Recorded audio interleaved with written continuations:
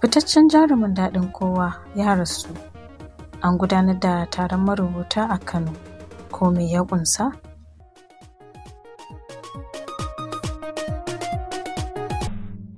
Wata sabuwa. A ranar Litinin ne aka wayi gari da rasuwar fitaccen jarumin wasan kwaikwayo na daɗin kowa mai dogon zango na tashar Arewa 24, wato Aminu Muhammad, wanda aka fi sani da Kawu Mala. A wata hira da babban ɗansa da wakilinmu ya yi bayan jana'izar mamacin, ya ce mahaifin nasa ya shafe shekaru yana fama da cuta. Muhammad Amin, wanda ya kwashe sama da shekaru 20 yana wasan kwaikwayo na daɓe, shahararsa ta fito sosai ne a cikin shirin daɗin kowa, inda ya taka rawar gani a matsayin ma'aikacin hukumar bayar da wutar lantarki mai gaskiya da riƙon amana. Aiki na baya-baya da aka ce marigayin ya yi ta fuskar wasan kwaikwayo shine wasan daɓe na Turanci na tarihin sarauniyar Zazzau mai suna Queen Amina.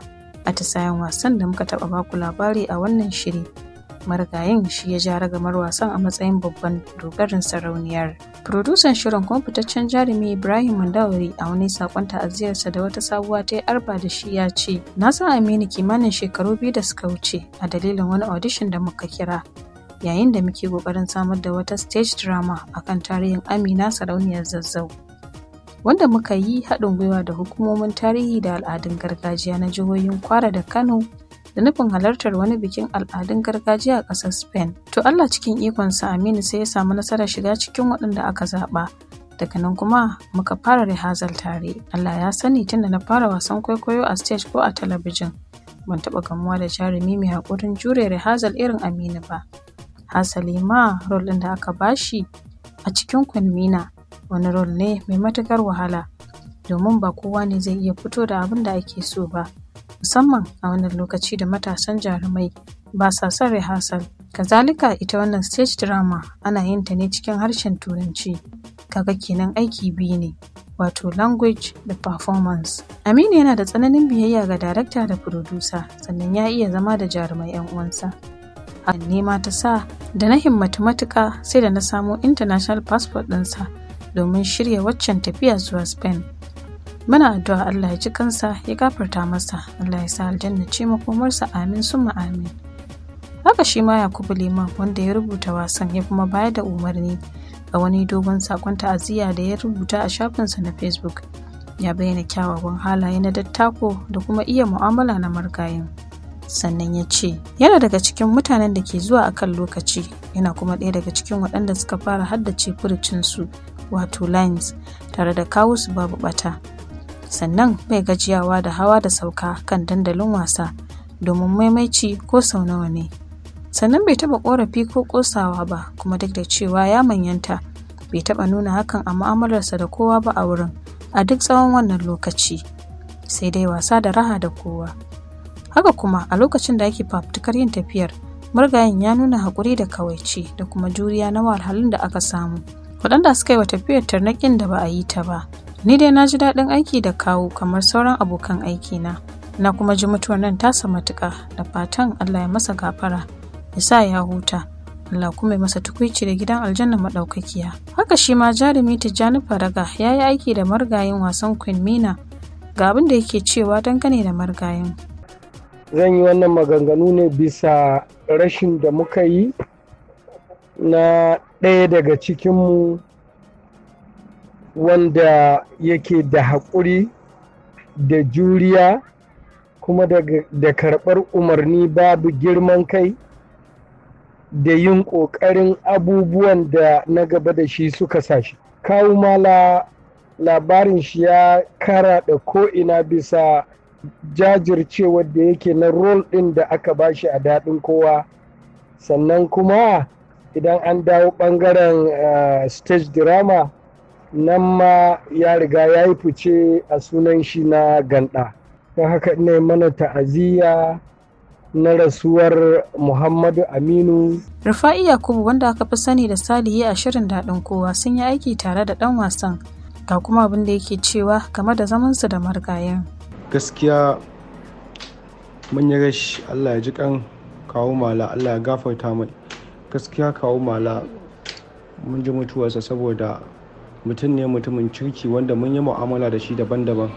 Mun yi mu'amala da shi a cikin shirin daɗin kowa, mun yi aiki da shi a Arewa 24, kuma bayan last project da muka yi da shi, wani project wanda ake kira Queen Amina of Zaria, to gaskiya shine shirinmu na ƙarshe, aikin da muka yi da shi na ƙarshe, don mun gama komai da kuma anan kuma muka ƙara shakuwa da shi, kuma anan na ƙara sanin Alhaji Malawa ne shi, don ba ƙaramin shakuwa muka yi da shi ba a wannan lokacin.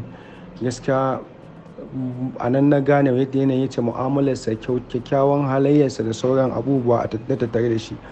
Gaskiya ba abin da zan ce sai dai Allah ubangiji ya gafarta masa, Allah ya sa ya huta, Allah ya kai rahama kabarinsa.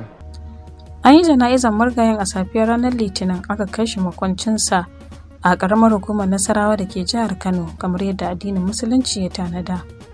Jarumin ya rasu ya bar mata ɗaya da 'ya'ya sama da 10.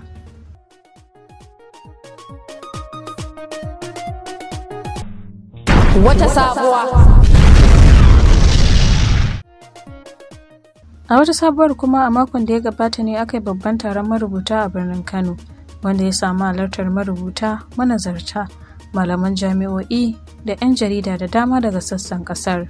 Taken taron shine marubuta da ci gaban zamani, ya kuma haɗo kan tsoffin marubuta littattafan Hausa, waɗanda yanzu su ne fitattun masu rubutun fina-finai gajeru da masu dogon zango da ake fitarwa a tashoshin talabijin da manhajar YouTube, da matasan marubuta 'yan zamani waɗanda suke jan zaransa a intanet. An yi amfani da taron wajen ƙarawa juna sani da gabatar da jawabai na jan hankali da kuma nasiha kan salon rubutu na matasan da ya karan tsaye da tsari da zubi na zamantakewa da kuma al'adun Hausa da kuma uwa uba gujewa batsa. Su ma matasan marubutan sun yi jawabi, inda marubuciya Na'ima Suleiman Sarauta mai lakabi da Nimsilop ta gabatar da jawabi mai taken hanyoyin sayar da littattafai a online, inda ta karfafa marubuta gwiwa kan ɗaukar rubutu a matsayin sana'a ba sha'awa kawai ba. Ita kuma Sadiya Kazaure mai lakabi da Sadnaf da Ummul Khair Sani daga ɓangaren marubutan online sun yi magana game da muhimmancin haɗin kai da kuma ƙalubalen da rubutun batsa ke haifarwa ga marubutan online. Taron ya samu halartar wasu fitattun masu shirya fina-finai na masana'antar Kannywood, waɗanda ke aiki kafaɗa da kafaɗa da marubutan da ke samar musu da labaran da suke shirya fim a kai, ko tsara labarin da suka ƙirƙira ta yadda zai ja hankalin masu kallo. Producer Abdul Ahmad mai kwashewa, Umar UK Entertainment, Falala Ɗorayi, Malam Tijjani Shehu Bala da sauransu sun bayyana aniyar su ta yin aiki da matasan marubutan da suka yi zarra kuma suka kware wajen iya sarrafa labari da tsara labarin fim don ci gaba da inganta sana'arsu. Taimakar shi har 'ya'yan shi, ni zan so gano masu yin alkhairi a cikin zamanin nan. Ni zan so gano masu yin alkhairi a cikin zamanin nan. Ni zan so gano masu yin alkhairi a cikin zamanin nan. Taimakawa al'umma, kyautatawa al'umma, tausayawa al'umma, rayuwa ta al'umma su ji daɗi, inda ranku su ce kun kyauta, amma ba ku aje kun kyauta. Kowa ya yi taimako, Jalla yana taimakar shi har